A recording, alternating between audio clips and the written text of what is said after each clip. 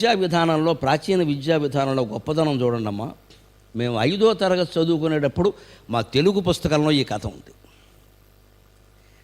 జమదగ్ని అనే పేరుతో ఇలా ఋషి వెడుతున్నాడు. అక్కడేమో ఈ భార్య శృంగార యాత్ర పట్ల ఔచిత్యం చూడండి. అవన్నీ పెడితే మా బుద్ధులు మారిపోతాయి. అందుకని ఒక్క జమదగ్గినే ఒక ఋషి పేరు కూడా పెట్టలేదు, ఒకానొక ఋషి అన్నారంతే. కాళ్ళు కాలిపోతున్నాయి, నెత్తి మండిపోతుంది, అందుకని సూర్యుడిని శపించబోయాడు. వెంటనే సూర్యుడు ప్రత్యక్షమే గొడుగు చెప్పులు ఇచ్చాడు అని. చాలామంది నా వయసు వాళ్ళు చదువుకుని ఉంటారు. ఆ కథ ఉంది, గొడుగు చెప్పులు. ఆ కథ 5వ తరగతి చదివేటప్పుడు 9 ఏళ్ల వయస్సులో వినడం వల్ల మాకు మనస్సులో కలిగింది ఏమిటంటే, ప్రకృతి మనల్ని బాధించినప్పుడు మనం నివారణోపాయాలు కనిపెట్టుకోవాలి, కానీ అసలు ఆ ప్రకృతి పరిణామమే ఉండకూడదని శపించకూడదు, కోపించకూడదు. ఆ ఎండ ఎవరి కోసం? వాన కోసం. ఎండకి నివారణ చర్యలు తీసుకోవాలి. మీరు అసలు ఉండద్దంటే అలాగా, ఎండ లేకపోతే వాన లేదు కదా మరి.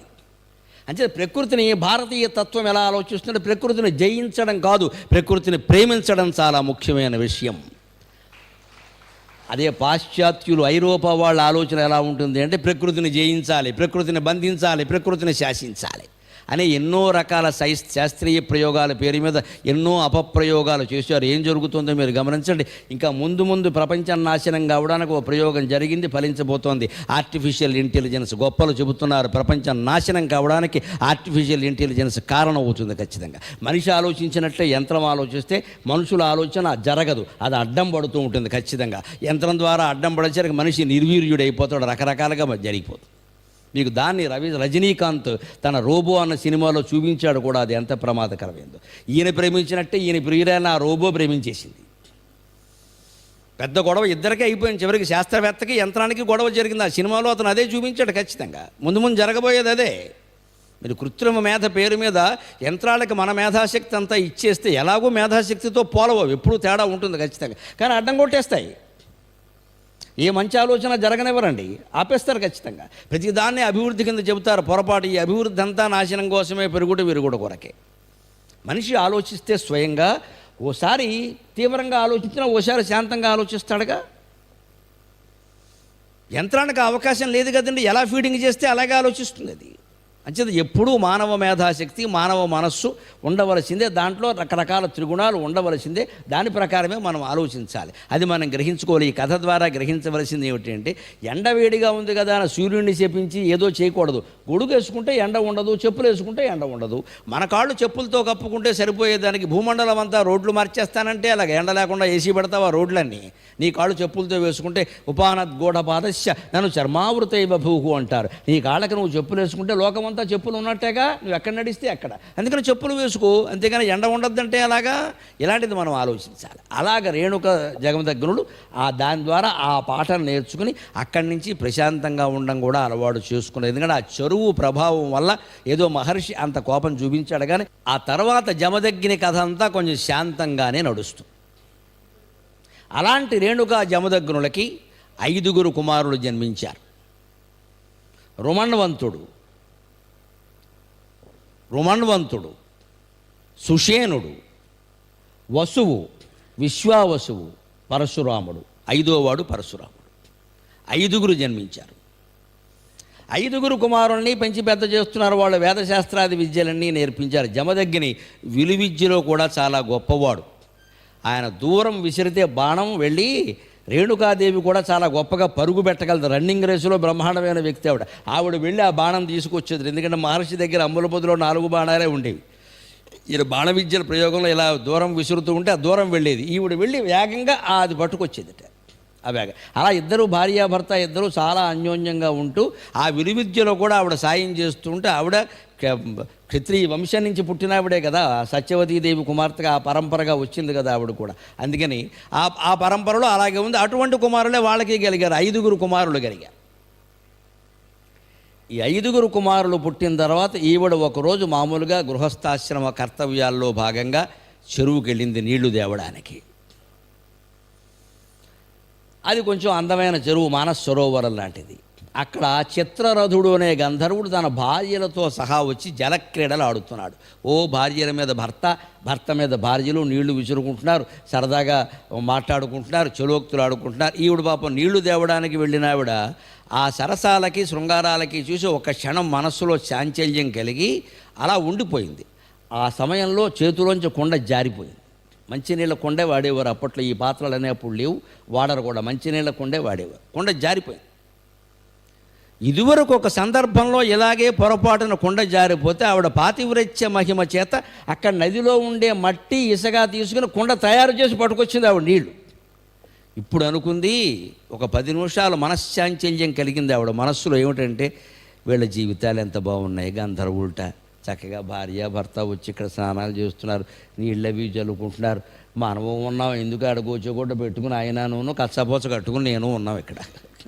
అలా కూర్చుంటాం అంతే. ఏమైనా మాట్లాడినా ఏదో ఆధ్యాత్మికం దైవం తప్పితే సరసం లేదు, శృంగారం లేదు. ఓసారి పొరపాటు శృంగార యాత్ర అని మొదలెట్టాం, కొంపలట్టుకున్నాయి. సూర్యుడిని ఈయన చెప్పించి ఆయనేమో సూర్యుడిని చెప్పించి నానా గొడవ అయిపోయింది. ఏమిటో ఈ ఋషి జీవితాల్లో ఒకసారి అనిపించింది, ఆడికేం వ్యతిరేకత కాదు, మనస్సులో అనిపించిన భావన, మనశ్చాంచల్యం అంటారు దీన్ని. ఆ రోజుల్లో దాన్నే పెద్ద దోషంగా భావించేవారు. ఈ కాలానికి ఆ కాలానికి, ఎందుకంటే మనం చెప్పుకుంటున్నది ఇంచుమించు కృతయుగానికి సంబంధించిన కదా. పరశురాముడే త్రేతాయుగం వాడు, ఆయనే ఇంకా ఇప్పుడే కదా పుట్టాడు 2 నిమిషాల క్రితం. అందుకని ఇది కృతయుగం నాటి కథ. అందుకని ఆ కాలంలో మనశ్చాంచల్యాన్ని కూడా దోషంగా భావించేవారు. అందుకని ఆవిడ ఒక్కసారి చాంచల్యానికి లోనై ఉంది, కానీ తేరుకుంది. 10 నిమిషాల్లో తేరుకుందండి.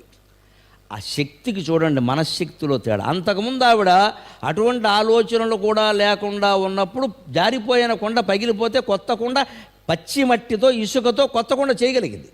ఇప్పుడు ఎంత ప్రయత్నించినా అవ్వడం లేదు. ఆవిడకి అనిపించింది, నా తపస్సు లోపించింది. సూర్యుడిని సైతం శపించగలిగిన మహర్షి నాకు భర్త, 5 కుమారులు ఉన్నారు, నాకు ఇప్పుడు కలగాల్సిన ఆలోచనలేనా ఇవి? ఈ మనశ్చాంచల్యం అనేది శారీరకమైన దోషం కంటే పెద్ద దోషం కదా. దీనికి నన్ను నేను శిక్షించుకోవలసింది, ఆ శిక్ష ఏదో నా భర్త వెయ్యవలసింది అని ఆవిడ మామూలుగా పగిలిపోయిన కొండ మొక్కలు తీసుకుని ఇంటికి వెళ్ళి ఆ కొండ మొక్కలను ఆయనకి చూపించి, మహర్షి జరిగింది ఇది. ఆవిడ ఎంత నిజాయితీ పరులలో చూడండి.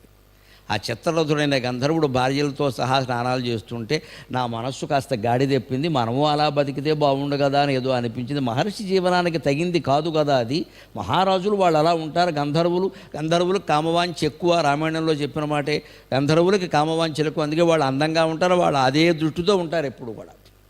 అందుకని ఆ ప్రవృత్తులు ఎక్కువ అని ఇదివరకు చెప్పిన మాటే కదా, గంధర్వాణం కామవాంఛ అని అలా చెప్పిందే కదా. అందుకని వాళ్ళు అలా ఉంటారు, వాళ్ళలా మనం ఉండాలనుకోవడం ఏమిటి అంది. ఇదే మన జీవితాల్లో కూడా మనం ఆలోచించాలి. మనం ఎప్పుడో ఎవరినో విలాసవంతంగా బతుకుతున్న వాళ్ళని చూసినప్పుడు మామూలు గుమాస్తా గారి పెళ్ళానికి ఏమనిపిస్తుంది అంటే, బతికితే అలా బతకాలి, అటువంటి వాడిని చేసుకోవాలి. నేను చేసుకునే ఒక గుండు సూది గాడిని, గుమాస్తా గాడిని. వీడు గుండు సూదులు గుచ్చుకుంటూ కూర్చుంటాడు అంతే. వీడు బతుకంతే, వీడి జీతం పెరగదు, మన ఇంట్లో ఏముండవు ఇక్కడ, ఈవిడ ఉద్యోగం వదలడం అని అనుకుంటుందండి ఖచ్చితంగా.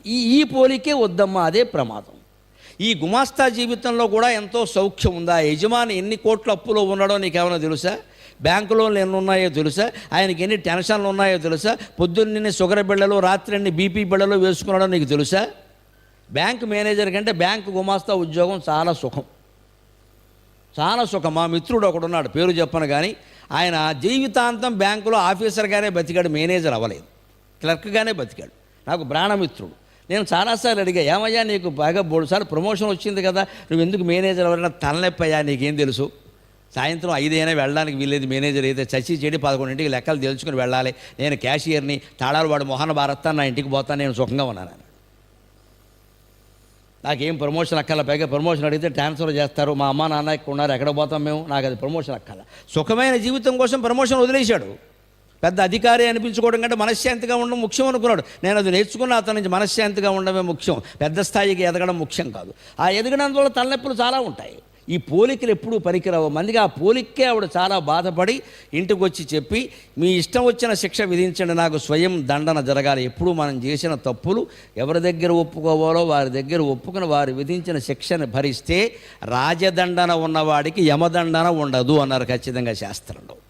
ఇక్కడ దండన జరిగిపోతే యమదండన ఉండదు. ఆ పాపం ఇక్కడ పరిహారం అయిపోయింది. భార్య పట్ల, భర్త పట్ల, పిల్లల పట్ల, మిత్రుల పట్ల, బంధువుల పట్ల ఏదో పొరపాటు చేసాం అనుకుందామండి. వాళ్ళ దగ్గర ఏదో ఒప్పేసుకుని, ఏమయ్యా అంటే ఏం వదిలేవయ్యా విషయం అని వాళ్ళంటే వాళ్ళు వదిలేస్తే మనం వదిలేసినట్టే, బాధపడక్కర్లేదు. మళ్ళీ చేయకుండా ఉంటే చాలు. ఆవిడ చెబితే ఆయన విచిత్రంగా తూర్పు దిక్కు కేసి చూసి, అది సాయంత్రం సమయం కావడంతో ఒక్కసారి చిత్రమైనటువంటి నవ్వు నవ్వి కుమారులను 5గురిని పిలిచాడు. మారు మాట్లాడకుండా మీ అమ్మ శిరస్సు నరికేయండి అన్నాడు. నలుగురు తిరగబడ్డారు. మేము నరకం, ఏం చెబుతున్నారు, మాకు అన్నం పెట్టినావండి, మమ్మల్ని కన్నావిడ నరకేయమంటారా, మీరేమి తండ్రి, మీరేమి భర్త అండి, అసలు మేము చెయ్యం, ఈ పాపం మేము చెయ్యం అన్నాడు. ఆయన అలాగే చూశాడు, వాళ్ళనేమి ప్రత్యేకించి చెప్పించింది కూడా లేదు. అలా చూశాడు. ఒకసారి పరశురాముడిని పిలిచాడు. ఎరా నువ్వేనా నేను చెప్పినట్టు వింటావా వినవా, మీకు ఎవరికీ అర్థం కావట్లేదు ఎందుకు చెబుతున్నాననేది, వెంటనే మీ అమ్మ తల నరికేయి అన్నాడు. మారు మాట్లాడకుండా పరశురాముడు ఖడ్గం తీసుకుని తల్లి తల నరికేశాడు. నమశివాభ్యాం నవయౌవనాభ్యాం పరస్పరాశ్లిష్టవపుర్ధరాభ్యాం నగేంద్రకన్యా వృషకేతనాభ్యాం నమో నమః శంకర పార్వతీభ్యాం సర్వధర్మాన్ పరిత్యజ్య మామేకం శరణం వ్రజ అహం త్వా సర్వపాపేభ్యో మోక్షయిష్యామి మా శుచః. పరిణామం దారుణంగా కనపడచ్చు, కానీ దీని గురించి నేను చెప్పను. కానీ జీవితంలో కొడుకు కోడలు కానీ కూతురు అల్లుడు కానీ నిర్ణయాలు తీసుకోలేని సంక్లిష్ట స్థితి వచ్చినప్పుడు తల్లికో తండ్రికో పెద్దవాళ్ళకి చెప్పి వాళ్ళు చెప్పినట్టు చేసేయాలండి. అది భగవంతుడు చూసుకుంటాడు.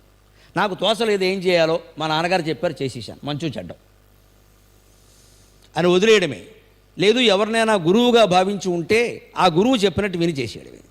సంక్లిష్ట స్థితి వచ్చినప్పుడే, ప్రతీదీ కాదు అక్కడ, అది ఆలోచించుకోవాలి, విచక్షణ ఉపయోగించాలి, ప్రతీదీ కాదు.